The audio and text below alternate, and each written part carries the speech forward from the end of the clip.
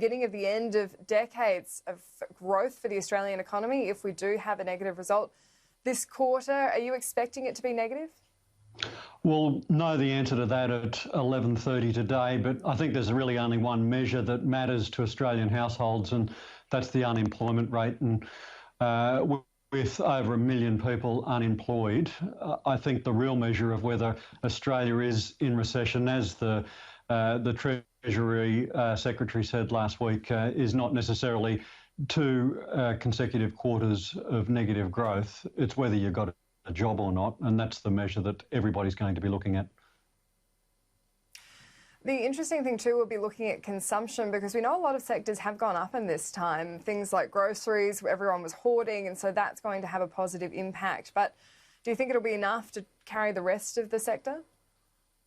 I think it's going to look pretty bumpy, Annalise. If you bought a garage full of toilet paper in March, you probably aren't going to be buying any more toilet paper for the rest of the year. And I think we've seen that across a whole heap of line items. So yes, you're going to see household consumption jump up and down a bit. But if you're uncertain about whether you're going to have a job when JobKeeper runs out, when bank loan deferrals drop off, when your rent deferrals end, and all of this happens at once at the end of September, then you're unlikely to go out there and start a new business. You're unlikely to go out there and purchase a new product or renovate your house. So the thing that matters most of all is the employment figures and whether you've got a job. So all of the rest of it, it's great. It matters a lot. But the most important thing is whether people have a job, and that's the number that everyone's going to be focusing on.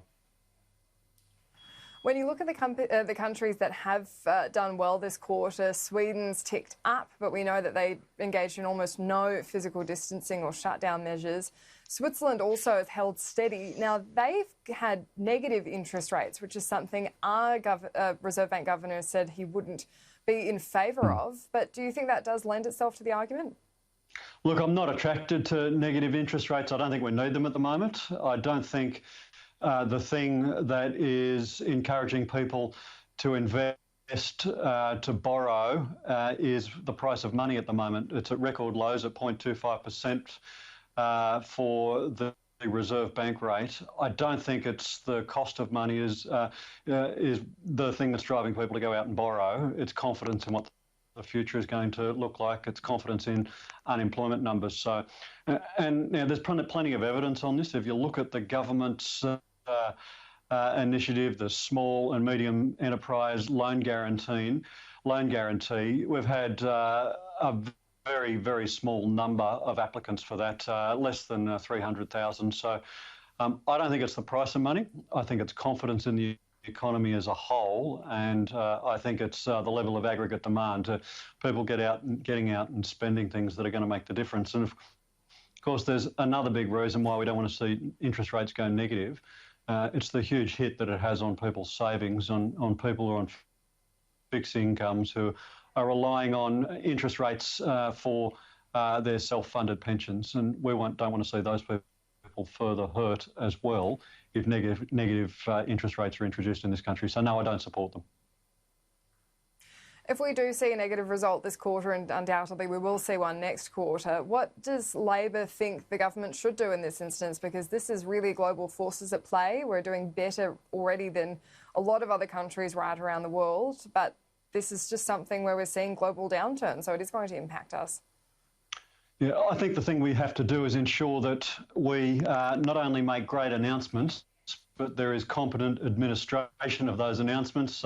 Too often we've had fantastic big announcements that fall apart on the implementation, whether it's JobKeeper, whether it's superannuation, early release, bungle after bungle after bungle. What we need to happen now is to have a clear communication that all of the support that's in place isn't going to fall off a cliff in September, that there's going to be an orderly transition, so that we don't have JobKeeper, we don't have bank loan deferrals, we don't have rent deferrals all dropping off and nothing replacing it. Particularly for those sectors of the economy which we know aren't going to bounce back. International tourism not coming back anytime soon. Housing and construction have already hit the wall. So we need a long chain of projects ready to go. And the sector needs to know that they're ready to go so that when they're making a decision at the end of the week about whether they're going to keep their staff on, they'll be able to say, well, it's worth me doing that because there's more business coming in the door. At the moment, it's uncertainty that is reigning, and the government has a big role to play here. They can put in place a plan to alleviate that uncertainty, or we can do more of the same, which is big announcement, but not much in the way of delivery. Just on that point, when you said JobKeeper bungle, the projected figure of 130 billion wasn't correct, but in that 70 billion that was put out into the market, there wasn't anyone who was supposed to get JobKeeper that didn't. There wasn't anyone who didn't get it that should have either. So how is that a bungle? Look, we don't know whether people have got it when they shouldn't have yet. That'll take a long while for us to be able to unpick a lot of those things. But what we already know is that there are people who've got a pay rise out of this, while other people have been excluded. And I've been saying for some time, Labor has been saying for some time, that this is just not fair and not right. And while you're rushing to get money out the door, we might understand that you're moving quickly, but we've had plenty of time now to make some adjustments to this scheme. Labor's been calling for adjustments to this scheme that haven't occurred. So we think with the review, we should be looking at ensuring that those people that have been excluded from the scheme for no good reason aren't, that there is an orderly transition, and that those sectors of the economy which we know aren't going to bounce back in September continue to receive some support. And I've mentioned tourism, there's parts of the entertainment and hospitality industry that are similarly going to be affected, and of course the need for a building and construction plan. More than an announcement, we need that to be implemented. And I've got to say, Annalise, and I don't want to make one the enemy of the other. I think it's important that the government's talking about an announcement around building and construction. But over 50%, in fact, 55% of the people who have lost their job through this recession have been women. Generally speaking, they don't work in building and construction. Now, I know there are some exceptions to that, but generally speaking, that's not a very female-intensive industry. So we want to see plans brought forward which are going to provide hope and jobs for those women who have lost their job over the last 2.5 months. What would that look like, though? What sector would you target that has more women in it?